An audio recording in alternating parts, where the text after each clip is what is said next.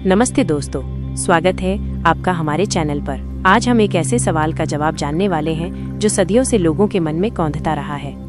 जब भगवान श्री कृष्ण और राधा रानी एक दूसरे से इतना प्रेम करते थे तो फिर उनका विवाह क्यों नहीं हुआ? ये एक ऐसी पहेली है जिसने कई भक्तों और जिज्ञासुओं को हैरान किया है। अगर आपके मन में भी कभी ये सवाल उठा है तो आज हम इसी रहस्य पर से पर्दा उठाएंगे। तो आइए इस पावन कथा में गहराई से उतरते हैं और जानते हैं इसके पीछे की पौराणिक वजहें। राधा और कृष्ण के विवाह न होने के पीछे की पौराणिक कथाएं। राधा श्री कृष्ण का ही एक स्वरूप। स्कंद पुराण के अनुसार श्री कृष्ण को आत्माराम भी कहा जाता है, जिसका अर्थ है जो अपनी आत्मा में ही रमण करते हुए आनंदित रहते हैं। उन्हें आनंद की अनुभूति के लिए किसी अन्य की आवश्यकता नहीं होती, क्योंकि उनकी आत्मा तो राधा ही है। इस अवधारणा के अनुसार राधा और कृष्ण को कभी अलग किया ही नहीं जा सकता। वे एक ही सत्ता के दो रूप हैं। ऐसे में उनके विवाह होने या बिछड़ने का प्रश्न ही नहीं उठता। ये भगवान का एक मनोरम रूप है जिसे पुराणों में गहन अध्यात्म और दर्शन से जोड़कर देखा गया है। ब्रह्म वैवर्त पुराण की कथा, श्राप का प्रभाव। ब्रह्म वैवर्त पुराण में वर्णित एक कथा के अनुसार श्री कृष्ण के साथ राधा गोलोक में निवास करती थी।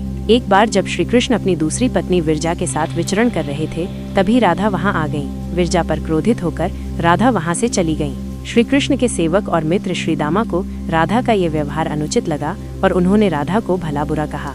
क्रोधित राधा ने श्रीदामा को अगले जन्म में शंखचूड़ नामक राक्षस बनने का श्राप दे दिया। प्रत्युत्तर में श्रीदामा ने भी राधा को पृथ्वी लोक पर मनुष्य रूप में जन्म लेकर 100 वर्ष तक कृष्ण वियोग सहने का श्राप दिया। जब राधा को ये श्राप मिला तब श्री कृष्ण ने उनसे कहा था कि तुम्हारा मनुष्य रूप में जन्म तो होगा, लेकिन तुम सदैव मेरे पास ही रहोगी। यही कारण था कि राधा और श्री कृष्ण का बचपन में वियोग हो गया। रामचरितमानस और नारद जी का श्राप।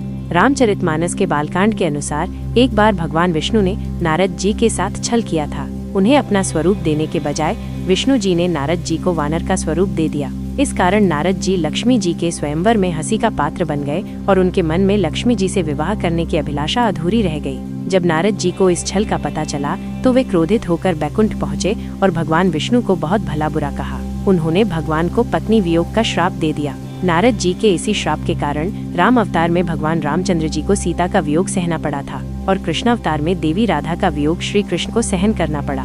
आयु का अंतर और सामाजिक बंधन। एक अन्य पौराणिक कथा के अनुसार राधा श्री कृष्ण से लगभग 5 वर्ष बड़ी थी। जब राधा ने पहली बार श्री कृष्ण को देखा तो वे उनकी माँ यशोदा द्वारा ओखल से बंधे हुए थे। कुछ लोग मानते हैं कि राधा पहली बार गोकुल अपने पिता वृषभानु जी के साथ आई थी। तब उन्होंने श्री कृष्ण को पहली बार देखा था, जबकि कुछ विद्वानों के अनुसार कृष्ण और राधा की पहली मुलाकात संकेत तीर्थ पर हुई थी। जो भी हो, जब राधा ने श्री कृष्ण को देखा तो वे उनके प्रेम में लीन हो गईं और श्री कृष्ण भी उन्हें देखकर मोहित हो गए। गांव में कृष्ण और राधा के प्रेम की चर्चा होने लगी, जिसके बाद राधा के परिवार और समाज के लोगों ने उनका घर से बाहर निकलना बंद करवा दिया। एक दिन श्री कृष्ण ने अपनी माता यशोदा से राधा से विवाह करने की इच्छा व्यक्त की। यह सुनकर यशोदा मैया ने कहा कि राधा तुम्हारे लिए ठीक नहीं है। पहला कारण यह है कि वह तुमसे लगभग 5 साल बड़ी है और दूसरा ये कि उनकी मंगनी अयान घोष नामक व्यक्ति से पहले ही हो चुकी है, जो कंस की सेना में है और अभी युद्ध लड़ने गया है। जब वो वापस आएगा तो राधा का विवाह उससे हो जाएगा, इसलिए तुम्हारा उससे विवाह नहीं हो सकता। कृष्ण जब हठ करने लगे तो नंद बाबा उन्हें गर्ग ऋषि के पास ले गए। गर्ग ऋषि ने श्री कृष्ण को समझाया कि उनका जन्म एक विशेष लक्ष्य के लिए हुआ है। भविष्यवाणी हो चुकी है कि वे तारणहार हैं और इस संसार में धर्म की स्थापना करेंगे। उन्हें इस ग्वालन से विवाह नहीं करना चाहिए, क्योंकि उनका एक विशिष्ट लक्ष्य है। इस पर श्री कृष्ण ने कहा कि उन्हें तारणहार नहीं बनना।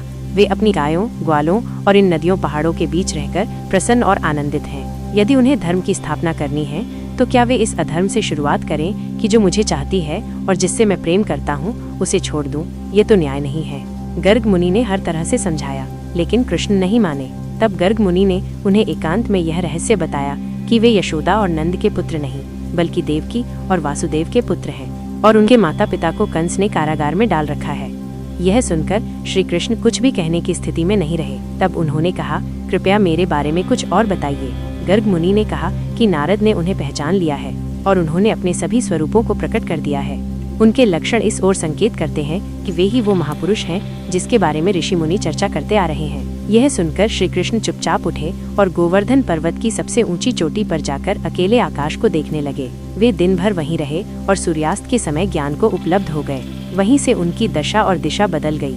इसके बाद श्री कृष्ण कंस के बुलावे पर वृंदावन छोड़कर मथुरा चले गए और इधर राधा का विवाह अयान घोष से हो गया। प्रेम का शाश्वत स्वरूप। मित्रों, इसलिए भगवान श्री कृष्ण ने कहा कि राधा मेरी आत्मा है, ऐसे में मैं उससे विवाह करूं या न करूं, इससे क्या फर्क पड़ता है। विवाह के बाद भी राधा का श्री कृष्ण के प्रति स्नेह कम नहीं हुआ और न ही श्री कृष्ण का राधा के प्रति। उनका प्रेम लौकिक बंधनों से परे था, जो आज भी करोड़ों हृदयों में जीवित है। तो मित्रों, उम्मीद है कि आपको श्री कृष्ण और राधा की ये पवित्र प्रेम कथा पसंद आई होगी। यह कथा हमें सिखाती है कि प्रेम केवल विवाह तक सीमित नहीं होता, बल्कि यह एक आत्मा का दूसरी आत्मा से जुड़ाव है।